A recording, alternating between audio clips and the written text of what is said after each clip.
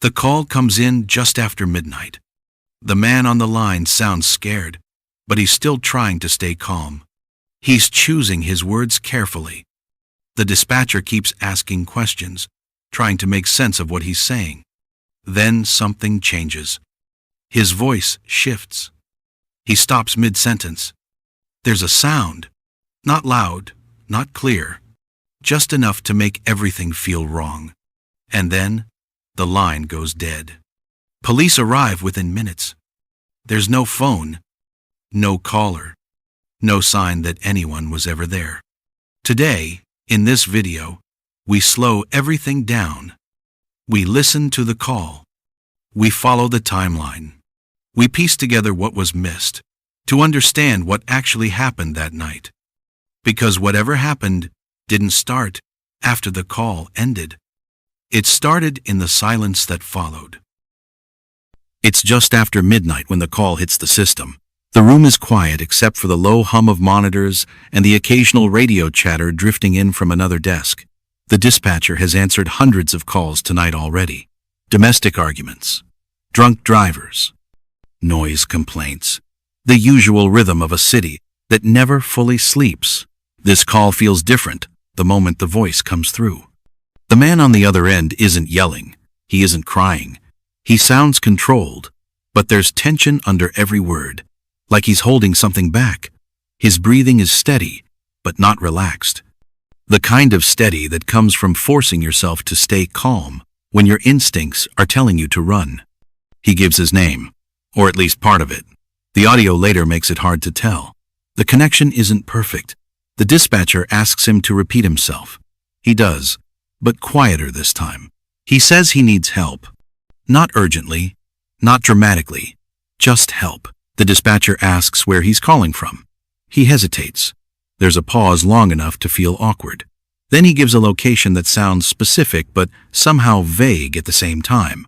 A road name. A general area. Not a clear address. The dispatcher types it in and asks him to confirm. He doesn't correct it. He doesn't fully agree either. He just says, "Yeah, around there." That's the first red flag. People in danger usually know exactly where they are, or they're completely disoriented. This man is somewhere in between. Aware, but uncertain. Present, but distracted. The dispatcher asks what's going on. Another pause. When he speaks again, his voice drops. Almost like he doesn't want to be overheard. Almost like he's afraid that saying too much might make things worse. He says something isn't right. The dispatcher asks him to explain. Asks if someone is with him. Asks if he's hurt. Asks if he's being followed. "No," he says. Or maybe it's, "I don't know." The recording isn't perfectly clear, and that ambiguity becomes important later. The dispatcher keeps her tone calm, neutral, professional. She tells him help is on the way. She asks him to stay on the line. He agrees. For a few seconds, there's only breathing. The faint sound of wind, maybe, or traffic far away, or something brushing against the microphone. Investigators argue about that later. Then his breathing changes. It's subtle, but noticeable. Slightly faster, slightly shallower. Like someone who has just noticed something they weren't expecting to see. The dispatcher asks him what he's looking at. He doesn't answer right away. When he does, his voice sounds different. Not louder, not panicked, just altered. Like his focus has shifted entirely. He starts to say a sentence, then stops halfway through. There's a sound. Not a scream, not a crash. Something dull, something brief. Something that doesn't immediately register as dangerous, but doesn't belong either. The dispatcher calls his name. No response.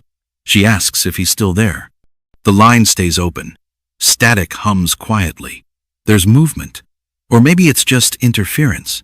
It's impossible to say for sure. She raises her voice slightly. Still controlled, but more urgent now. She tells him officers are close. She tells him to answer if he can hear her. Nothing. Then, without warning, the call disconnects. Not slowly, not with a warning beep. It just ends. Officers are already en route. They arrive at the location within minutes. The timeline is tight enough that whatever happened should still be unfolding. If the caller was injured, he should still be there. If he ran, he shouldn't have gotten far. But when the officers arrive, the scene is empty. No man, no phone, no obvious sign that anyone was there at all. The area is dark, but not remote. A stretch of road, some nearby terrain. Enough space for someone to disappear, but not enough to do it without leaving something behind. They search immediately. Flashlights sweep the ground. Patrol cars scan the surrounding roads. Nothing. They widen the search. More units arrive. Still nothing. The phone that made the call is never found. That alone is strange. Most people don't take their phone with them if they're injured or incapacitated. And if they run, they usually drop something. A shoe, a wallet, a trace. Here, there's nothing. When investigators later pull the call logs, the data raises more questions than it answers. The phone ping doesn't perfectly match where the man claimed to be. It's close, but not exact. Close enough to confuse, far enough to matter. They listen to the recording again, and again, and again. Different investigators hear different things. Some think they hear footsteps. Others hear nothing at all. Some believe the dull sound was an object hitting the ground. Others think it was the phone being moved. No one can say for sure. What they do know is this: the man was alive, conscious, and communicating. And then, he wasn't. No follow-up calls. No later sightings. No activity on the phone afterward. No financial transactions. No confirmed movement. It's as if he vanished in the space between one breath and the next. And that's just the beginning. The search continues through the night. Officers fan out farther than they originally planned. They check ditches, tree lines, abandoned paths. They shine lights into places where someone could fall, hide, or collapse. Dogs are brought in later, but the trail doesn't behave the way it's supposed to. It doesn't pull in a clear direction. It fades, comes back, then disappears completely. By morning, the area looks ordinary again. Cars pass by, the road wakes up, and if you didn't know what happened a few hours earlier, you'd never guess that a man's voice vanished here, in real time. Investigators start building the timeline backward. They look at the call again, frame by frame, second by second. The dispatcher's questions, the pauses, the way his voice drops when he says something isn't right. They notice that he never raises his voice, never begs, never shouts for help. That detail sticks. People who are attacked usually react loudly. People who are injured usually sound distressed. This man sounds aware, focused, almost like he's processing something unfolding in front of him. They check phone records. The device used to make the call hasn't been used before or since. No outgoing calls. No incoming messages after the line goes dead. No location pings beyond the initial window. It's like the phone stopped existing the moment the call ended. They speak to people who know him. Friends say he wasn't acting strange earlier that day. No visible fear. No talk of being followed. No signs of distress. Family members confirm the same. Nothing about that night stood out until the call. Investigators look into the possibility of an accident. Maybe he wandered into dangerous terrain. Maybe he fell. But extensive searches turn up nothing. No clothing, no personal items, no remains. They consider whether he could have left the area on his own. But without a phone, without contacting anyone, without leaving a trail, that theory starts to fall apart. Then there's the sound on the call. Experts listen to it separately. Some hear movement. Some hear a brief impact. Some hear nothing meaningful at all. Audio enhancement doesn't solve it. It only sharpens the mystery. One thing is clear though. Whatever happened, it happened fast. The silence after the sound isn't chaotic. There's no struggle, no raised voice, just absence. That's what unsettles people the most. Cases like this usually give investigators something to hold on to. A mistake, a witness, a piece of physical evidence.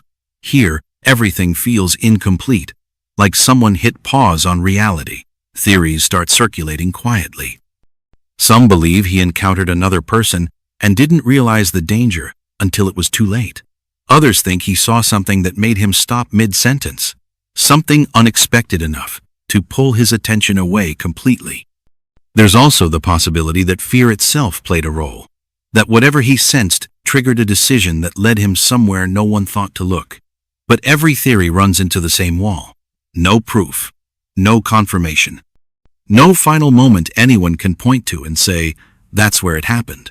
The dispatcher later says the call still bothers her, not because of what she heard, but because of what she didn't.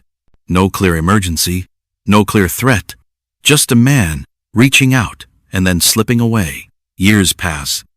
The case doesn't close, but it doesn't move either. Files sit, leads dry up. New investigators come in and start from the same unanswered questions. What was he looking at when his voice changed? Why didn't he finish his sentence? Where did the phone go? And how does a person vanish so completely in the middle of asking for help? To this day, the recording still exists. People still listen to it, still analyze it, still argue over what they hear in those final seconds. But the truth remains locked somewhere beyond the sound of that call. All we have is a voice, a moment, and a silence that followed. Somewhere between the dispatcher saying his name and the line going dead, something happened that no one has ever been able to explain. And whatever it was, it took him with it.